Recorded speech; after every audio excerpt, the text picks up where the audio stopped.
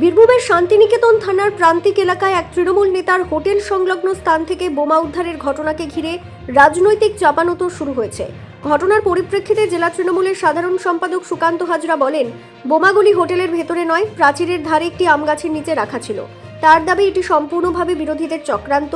তিনি বলেন, বিরোধীরা বুঝে গেছে যে আসন্ন 2026 সালের বিধানসভা নির্বাচনে তারা পরাজিত হতে চলেছে এবং সাধারণ মানুষ তাদের পাশে নেই। সেই কারণেই তারা এই ধরনের ষড়যন্ত্র করে পরিবেশ অশান্ত করার চেষ্টা করছে। তবে একই সঙ্গে সুকান্ত হাজরা স্পষ্ট করে জানান, যে বা যারা এই ঘটনার সঙ্গে যুক্ত তারা অন্যায় করেছে এবং তাদের বিরুদ্ধে কঠোর আইনি ব্যবস্থা নেওয়া উচিত। ঘটনার তদন্ত শুরু করেছে শান্তিনিকেতন থানা এবং পরিস্থিতির ওপর কড়া নজর রাখা হচ্ছে।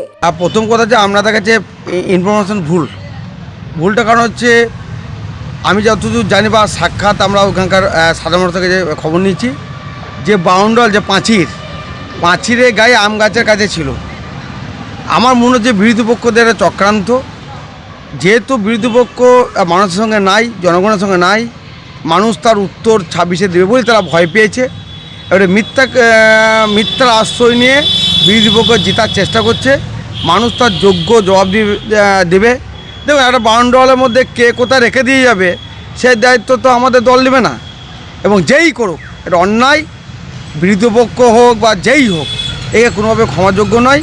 এবং বিরোধী পক্ষ যেটা চেষ্টা করছে এটা কোনোভাবে মেনে নিতে পারছি না। পুলিশ তো ওখানে বক্তব্যে বলেছে, এসডিপিও তিনি বলেছেন ওখানে বোমা বাঁধ ছিল, কিছু জন ওখানে গ্রেপ্তারও হয়েছেন 7 জন। না, দেখুন, বোমা বাঁধছিল কি বাঁধছিল না সেটা আমরা যেটা দেখেছি বা মানুষের সাক্ষাৎ পেয়েছি, যে এটা আইনের বিষয়।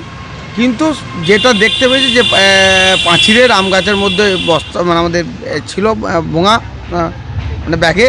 তাই এটা অন্যায়, যেই পেরুক যেই রাখুক এখানে, যে কোনো লোকই এটা করা উচিত নয়। এটা আমি সমর্থন নয়।